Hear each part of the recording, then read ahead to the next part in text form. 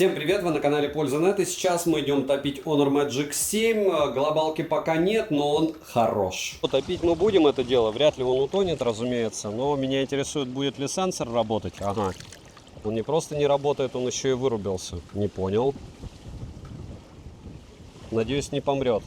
Да, он сразу вырубается, как только ты его опускаешь в воду, и дальше его начинает колбасить. Очень странно. В общем, так неинтересно. И вот, если аккуратненько, то ничего с ним не происходит. Если говорить про особые режимы, подводной съемки нету, так что будьте с ним аккуратней. Вряд ли вам кто-то будет Honor менять, если вы его утопите. Всем привет, вы на канале Польза.нет, и здесь только подробные обзоры с целью сэкономить вам средства, и сегодня у меня это дело получится, хотя и довольно сложно. Сейчас у меня в руках Honor Magic 7 и 7 Pro. На 7 Pro у нас уже было несколько обзоров на канале, я его поцарапал. Это терабайтник из Гонконга, я рассказывал, за сколько я его покупал. В итоге в ритейле, не знаю какие ценники, но на Алишке цена на него дропнулась. Что такое Honor Magic 7? Это субфлагман, у которого LTPO-шный экран, на секундочку. Единственная разница между этим и этим устройством, чуть-чуть проще камеры, и нет Face ID по большому счету. Просто нереально космическая автономность под 10 часов в PC-марке. Последний процессор Snapdragon 8 Elite.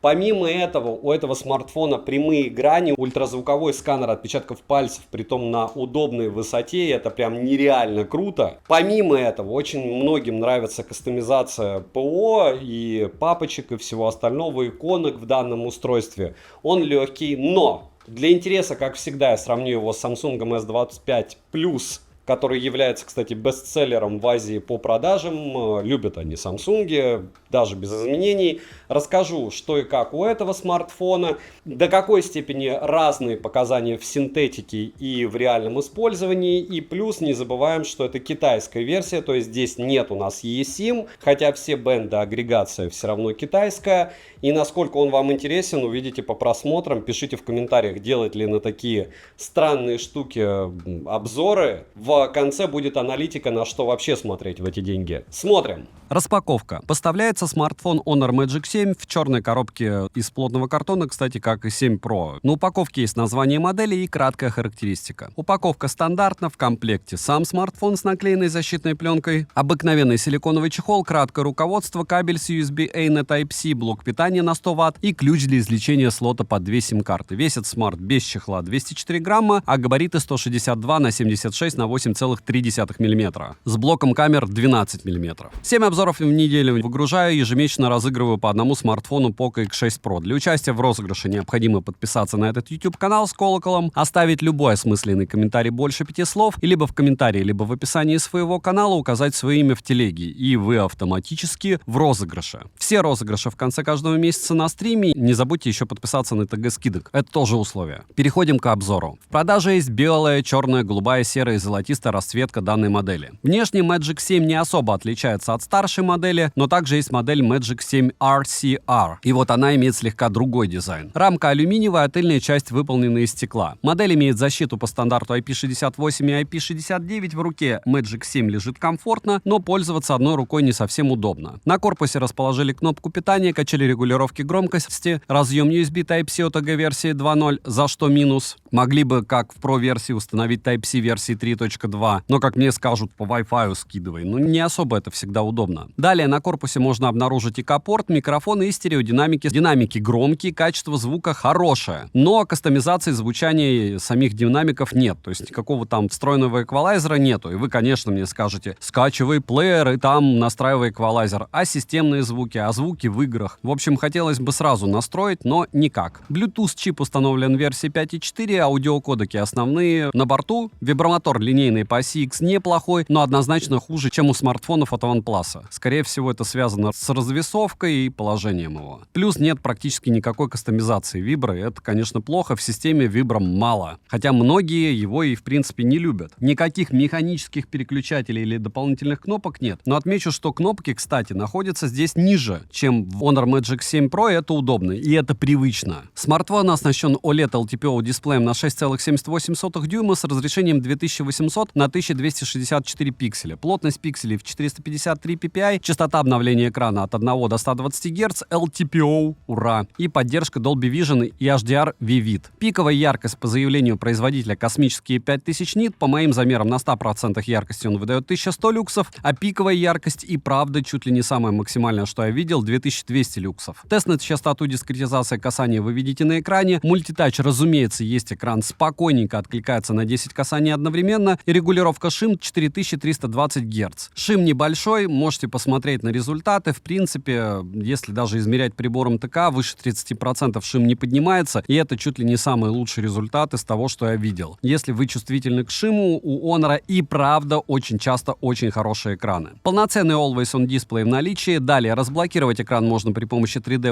ультразвукового сканера отпечатка пальцев, внедренного под экран, и его расположили достаточно высоко и дорого, как мы знаем. Функция распознавания лиц стандартными способами. Сканер отпечатков пальцев работает отлично. Завести можно до 5 отпечатков пальцев. Один и тот же отпечаток пальца, по идее, завести нельзя, но у меня получилось. То есть я завел 2 раза один и потом еще 3 разных. По функции распознавания лиц там их фактически 6 штук можно запихать за счет разных стилей. Это тоже удобно. Единственное, Face ID здесь никакого нету, в отличие от 7 Pro. По железу процессор установлен Qualcomm Snapdragon 8 Elite с техпроцессом 3 нанометра с 8 ядрами, максимальная частота у него 4,32 ГГц, графический процессор Adreno 830, оперативная память LPDDR5X доступна на выбор 12 и 16 ГБ, внутренняя память UFS 4.0 на выбор 256 ГБ, 512 ГБ и 1 ТБ. Операционка macOS 9 на базе Android 15 версии, по связи есть Wi-Fi 7, поддержка 5G сетей, 4G сетей и ниже. Для 4G все бенды на борту, но учитывайте агрегацию частот китайскую. Датчик приближения физически работает корректно, NFC поддерживается, можно устанавливать MirPay и оплачивать покупки. GPS двухдиапазонный, показывает стандартную точность 3 метра для Qualcomm. Нормальный, довольно быстрый, но не самый быстрый, что я тестировал. И напоминаю, что здесь нет eSIM, так как это китайский смарт, и он здесь не появится. А вот глобалки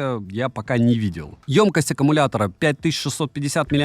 В PC-марке он выдает просто космические 9 часов 39 минут. Это очень круто. Смарт поддерживает проводную зарядку до 100 Вт, беспроводную зарядку до 80 Вт. Плюс есть реверсивная беспроводная зарядка. Заряжается он от 0 до сотки у меня за 46 минут. При просмотре роликов на YouTube за час уходит 3-4% заряда, в играх за час уходит 18% заряда, иногда 20%. Вообще, мы гоняли его в PUBG New State, и он отработал идеально. Единственное, здесь ни обходной зарядки нет, ни каких-нибудь триггеров, ни каких-то особых фишек в настройках игр. То есть, опять же, программно ощущение, что они что-то специально не допиливают в Honor'ах. Или хотят делать что-то проще, чтобы было нативно, но я не поддерживаю. Нужна своя фишка. Хотя автономность космическая, наверное, это его фишка. С неплохими камерами. Переходим к тестам. Что он показывает в тротлинг-тесте, в Geekbench и 3D-марках, вы видите на экране. И самое интересное, они не отражают того, что смартфон может делать в обычном сценарии использования. То есть вся синтетика, исключая PC-марка автономности, она показывает, что смарт нестабилен. Он перегревается. И да, даже во время стрима в первом же прогоне Antutu он сбрасывал яркость и до 300 люксов, и до 500 люксов. Даже второй, третий не понадобился прогон. Но в повседневном использовании он не перегревается, при съемке он не перегревается и в играх ведет себя адекватно. Это факт. Хотя такого тротлинга я не видел нигде. И опять же факт, он сбрасывает FPS, притом усиленно, скажем так, довольно разумно сбрасывает. За это его, конечно, не хочется хвалить, но в целом, если это помогает его устойчивости, то ладно. Опять же, это больше носит для вас информативный характер, вряд ли кто-то этот смартфон рассматривает к покупке, правда? В общем, Honor постарались. Интересное решение везде практически. Основной сенсор здесь на 50 мегапикселей с апертурой 1.9, оптостабом, фокусным расстоянием в 24 мм и разрешением для видеосъемки 4К 60 FPS. Сверхширик на 50 мегапикселей с углом обзора в 122 градуса, апертурой 2.0 и макросъемкой. Телеобъектив на 50 мегапикселей с апертурой 2.4, фокусным расстоянием в 68 мм, трехкратным оптическим зумом и оптической стабилизацией. Также есть датчик цветовой температуры, лазерная автофокусировка и LED-вспышка. С фронтальной части у нас сенсор на 50 мегапикселей с апертурой 2.0, цифровой стабилизацией, но датчика глубины нет. Максимальное разрешение для съемки видео у фронталки 4К 60 FPS. Переключаться между основным модулем и фронтальным смарт не может, что неудивительно. Короткие примеры, как и сравнение, вы сейчас увидите. Ну что, 4К 60 FPS, основные модули, автоподстройка частоты кадров отключена, и вот так вы сможете снимать на Honor И на Samsung S25 Plus, который является довольно популярным смартом на данный момент в Азии, во время заката. То есть условия идеальные, никаких там зайчиков, пересветов, большого количества неоновых огней, допустим, как ночью, у нас нету. Ультраширик теперь. То же самое, набираемся терпения и смотрим, у кого как что отрабатывает в максимально лояльных условиях обстановки. У кого картинка плывет, у кого нет, у кого как работают микрофоны. Но в целом плюс-минус картина становится ясной, да, и X3 2, да, класс виден сразу, но не будем. Может быть, кто-то не видит, и это хорошо. Может быть, кому-то другой смартфон больше понравится, так что не буду давить на вас. Свое заключение по видеосъемке я в конце расскажу и дам. Но на данный момент лично мне, как говорится, все ясно, как в этом клипе «Идущего к реке», да? Точнее, там не клип, даже ролик идущий. И вот так вы сможете снимать в движении в 4К 60 FPS. Ну и две фронталки. Honor еще можно вот так сделать, X1. Но мы сделаем 0.8. Magic 7. И оценим, насколько эффектно и эффективно можно снимать, используя эти два смартфона. Я думаю, вообще, в принципе, для того, чтобы определить, ну, допустим, давайте пробегусь, хорошо ли они снимают, а что со стабом, достаточно чуть-чуть пробежаться, чуть-чуть проверить на роллинг шаттер, и все. И самое обидное, что роллинг шаттер могу я не видеть, а вы увидите его уже в ролике. Но что есть, как говорится, то есть. Во всяком случае, я его, если замечу, потом обязательно отмечу это в конце, в резюмирую. Ну что, 4К 60 FPS, Samsung против Honor, ультраширика 2. Как говорится, разницы особой видно вам или нет? Даже если видно X3, да, дьявол кроется в деталях, как всегда, да? И фронталка 4К 60 FPS, лифт.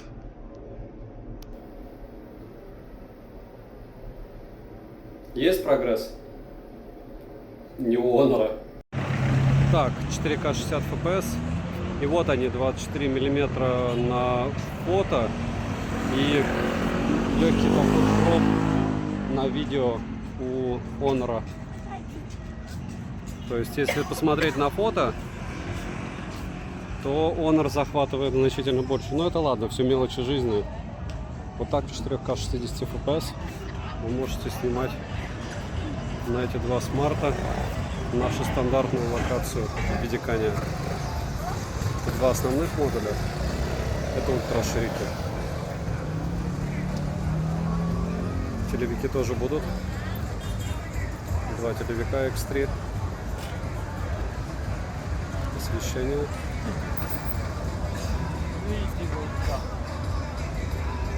Говорится, это вам не фото, да?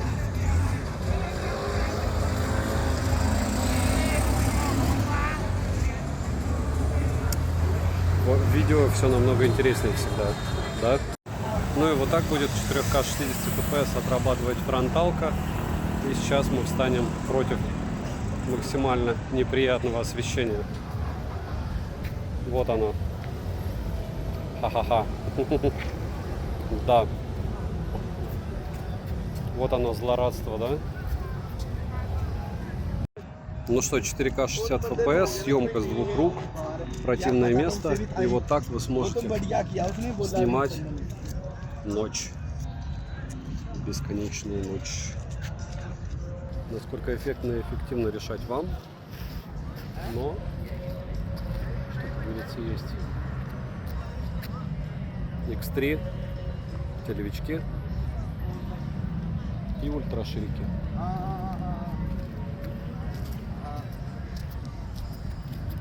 Ну что, фронталки, идеальные условия для съемки. И из интересного я заметил такую тему, что X30 максимум у S25+, а X50 максимум у Honor на основной модуль на зуме цифровом. Но X50 вам не надо, вот прям 100%. Посмотрите примеры фото. И еще раз основа.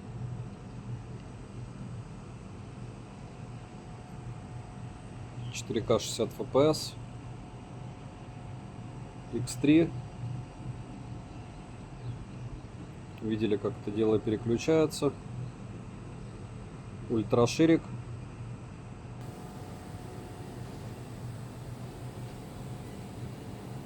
Допустим, X10. В менюхе удобно на самсе. То, что дополнительно получается кнопочка под X10. Может, Honor тоже потом добавит.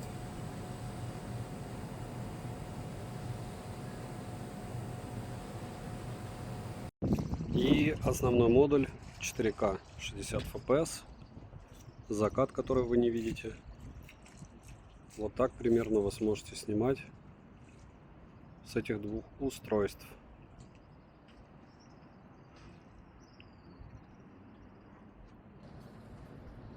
В каком-то смысле по мне паритет, да? Есть у вас такое отношение к этому делу? X10 и, допустим, X10, X12, X10.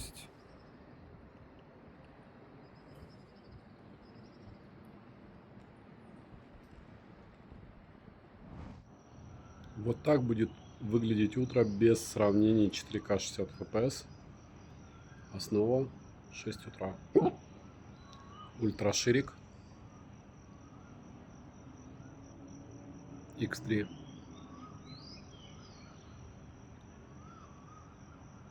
Видите, как на телевик переключается?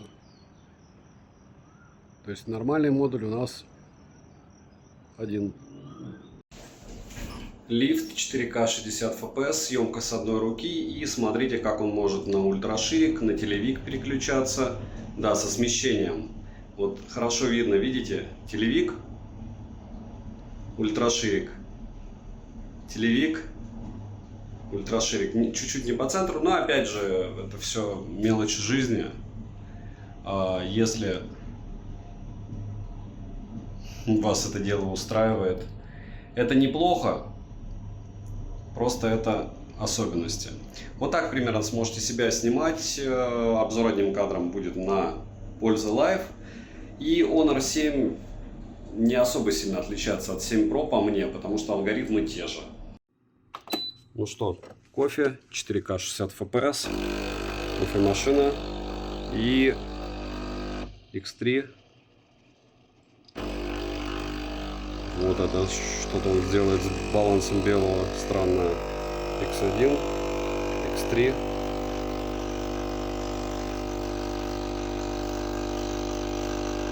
Опа. Это было близко. Финал. Ну что, в движении в темное время суток не всегда у него получаются фотки. Это не бежать, а просто если идти. Но опять же это не удивительно. И вот так вы можете еще зумировать X8, 0.8 и X1 на него. Кстати, вот так, если шумоподавление включу. До этого оно было отключено. А вот при хорошем освещении вот так. Видите роллинг шаттер? Я вижу что-то странное, но это, по-моему, не роллинг шаттер. Ну и вот, если не сравнивать ни с чем, ультраширик, телевик. Кстати, он пытается что-то, пусть даже с искажениями, ультраширик пытается переключаться чуть-чуть плавно. Допустим, я вот сейчас делаю, я обычно, когда хожу, я делаю обзор одним кадром на какой-то из смартфонов. Сегодня это было по Find X8. И параллельно беру два смарта. Это S25 плюс я взял и Honor Magic 7 для того, чтобы их сравнить. Вот, в итоге увидите в обзоре. Можете посмотреть на Oppo Find X8 тоже обзор. И у Oppo переключение модулей, конечно, вообще атас просто. И по сравнению с ними вот этот волшебный Honor просто супер. Но мы сравниваем его с Samsung, а не с ним. И 4К 60 FPS, опять же, почему с Samsung? Потому что на Sams, в принципе, разумно все гонят, что они ничего не поменяли. И что вот остальные китайцы, не остальные, они Samsung-то корейцы, китайцы как раз пытаются убедить, точнее все пытаются убедить в том, что у китайцев такая же съемка за меньшие деньги. Так же как по видео, что iPhone давно уже все ушатали, там 500 тысяч людей в техносегменте ходит а-ля сначала с одним смартфоном базовый, потом второй, потом третий, а потом всегда мелькает почему-то везде яблоко. И у семьи, у всей почему-то яблоко. И никого ничего не смущает, все уже за эти года привыкли. И повторяю, что у меня раньше и во время блогинга было два смарта. Это Samsung Compact и не Compact, Huawei P40, P30 Pro и P20 Pro, по-моему, были. Вот, это была моя связка. Да, очень часто у нас два смартфона. Напишите, у вас, кстати, два смарта или один. И все эти цифры, там, по 3 дня у кого-то автономность, еще что-то. Как-то у меня, ни у знакомых на один смартфон этих суток 3-4 не хватает. Повторяюсь, я призываю всех гонять стандартно смарта в PC-марке и видеть реальные циферки. А не вот это вот, когда надо, он 3 дня работает, а там у тебя в комментах потом никого не смущает, народ пишет, я полдня и надо заряжать.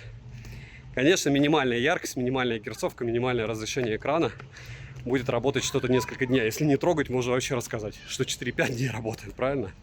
Так что так. Еще немного в лифте. Проверок на Rolling Shutter X1. Основа, ультраширик, телевичок. Еще раз основа. И опять же помним, что обзор одним кадром будет позже на пользу стрима. Наверное. Скорее всего. Ну что, 4К 60 FPS, съемка с двух рук, с упором. Снимаем с вами, как можно наливать кофе в чашку. X3, X1. Продвигаем. И вот так X3 сможете снимать данное действо. Сейчас включил шумоподавление. В целом, с дополнительным освещением очень даже круто выглядит все. В принципе, как на любой другой смартфон за 1300. Пример фронталки без дополнительного освещения нет. Я имел в виду, кстати, когда сказал про кофе, что за 1030 снимает с дополнительным освещением, вот с такой вот штукой, вы можете снимать на что угодно, прям суперски. То есть, если у вас, соответственно, нет этого дополнительного освещения, вот запомнили, как была фронталка, да, до нее? И вот сейчас фронталка с дополнительным освещением. Разница есть? Есть. Разумеется, надо что-то подкрутить, чтобы ничего не блестело, но еще с другой стороны, если свет включить. Но идею, я думаю, вы поняли. А вот это без дополнительного освещения тот же кофе. Но, опять же, из солнца, из окна бьет. X3 даже получше получается, мне кажется, с естественным освещением. Минусы: перегрев, нет 8К для основного сенсора, сброс яркости. Сказать, что плохая стабильность в стресс-тестах, я не особо могу, потому что в целом, после всех обнов, это очень хороший субфлагман, но габаритный и без своей фишки. Цену можете посмотреть по ссылке в описании к видео. Не забудьте подписаться на телеграм-канал скидок, взаимопомощи и мой личный телеграм-канал по ссылкам в описании. Там много всего полезного. Резюмировать я бы хотел довольно просто. Вот смотрите, у нас что из BBK есть в эти 50 плюс-минус тысяч рублей, либо $550. Это, разумеется, не S25+, а какой-нибудь iQOO 13, OnePlus 13 китайский. iQOOшки не блочат, но у них есть обходная зарядка. У кого-то есть триггеры за эти деньги, у кого-то есть крутое вибро, допустим, у OnePlus. В эту стоимость просто бешеное количество устройств. Что говорит в пользу Honor? Учитывая его ликвидность, ничего. Да, я могу сказать, что он в повседневе просто классный, и ультразвуковой сканер это супер. Я могу сказать, что у него нет особых проблем, у меня лично, со связью, и даже нет проблем. Но в то же время меня, как человека, который привык с мобилами жить 24/7, реально бесит отсутствие возможности кастомизации звука, динамиков, и реально расстраивает отсутствие практически вибры везде. То есть оно здесь по минимуму. Никаких суперкамер нету. У меня есть очень большие претензии к работе камер ночью. Как отрабатывают фото вы можете посмотреть исходники в моей личной телеге и оценить для себя. Но вот в эту стоимость даже ZTE бы можно было посмотреть, там всякие нуби. Почему? Потому что это дело популярно, но не в странах СНГ. Комьюнити минимально. Да, 7 Pro купит бешеное количество людей за 80 тысяч. Почему? Потому что ты за 85 получаешь без таможни, таможню не платишь. Флагман с 16512 классными фотовозможностями и Face ID, в отличие от того же, допустим, OnePlus 13. И у него очень много рекламы, то есть реально пользователей будет много. Это китайская версия, то есть eSIM здесь нету. Здесь помимо этого всего есть определенные особенности в поведении самого смартфона в плане там игр, допустим. Да, он вроде бы не лагает, но FPS он сбрасывает, притом грамотно. Вроде бы у него нет каких-то там конкретных минусов, но и плюсов в нем нет. Суперфишка у него какая? То, что у него сканер, повторяюсь, хороший, и кнопки на адекватной высоте. То есть, если, допустим, в 8 Pro они сделали кнопки выше, здесь они сделали кнопки классическим образом. Триггеров нет, какой-нибудь там переключатель звука отсутствует, обходной зарядки нет. Вроде все хорошо, но, повторяюсь, учитывая ликвидность, должна быть киллер-фича. Киллер-фича здесь отсутствует. Если бы он в глобале стоил 50 или 520 долларов, вопросов нет, можно рассматривать. Китайская версия, да, их не блокируют, в отличие от тех же каких-нибудь Realme. Но даже Realme GT7 Pro 62 тысячи глобалка стоит. От меня девайсу как таковому, да, если вы фанат Honor, напишите. Просто согласно моих опросов в той же телеге взаимопомощи или телеге скидок, люди, которые интересуются Honor, это меньше, чем 0,5% моего канала. Это даже не люди, которые купили его, а просто интересуются. Поэтому не смотрите на все эти космические цифры у просмотров на Honor. Чаще всего это представители Индии добирают просмотры для того, чтобы рекламные агентства отчитались заказчикам своим. Ликвидность, еще раз повторяюсь, она подразумевает не только то, что вы можете его перепродать, но и комьюнити. То есть чем больше людей пользуются, тем больше каких-то вопросов можно решить. Тем больше людей пишет в поддержку по поводу каких-то проблем, и они решаются, тем лучше обновление и подобное. Экран LTPO, сканер и в целом работа устройства хорошая. Но на рынке, ввиду отсутствия полностью рекламы, да и обзоров на него два человека делало, устройство в каком-то смысле непопулярное, и популярным вряд ли оно станет с таким подходом у бренда. Потому что даже сейчас они пиарят 7 Pro, вместо того, чтобы пиарить и 7, и 7 Pro. И каким-то образом выводить что-то более-менее по карману на глобалку. При том, что по камерам, повторяюсь, они довольно близки. Это кажется, что огромная разница, когда алгоритмы плюс-минус те же, процессор тот же. Опять же, нет 4К 120 FPS, нет 8К, но это все мелочи жизни, это субфлагман, ему прощается. Основная претензия у меня к нему, нет киллер-фишки. Ну, нету. Можете написать, какая она у него, по вашему мнению. Сбалансированное устройство, да. Выбрал ли я его бы для себя? Конечно же нет. Девайс качественный, бренд А. Если вам интересны подобные обзоры, пишите обязательно в комментариях. Мое мнение может не совпадать и должно не совпадать с вашим. Лучший смартфон, разумеется, это тот, что у вас в руках. Девайсу от меня однозначное да. Добра и удачи вам, дорогие друзья.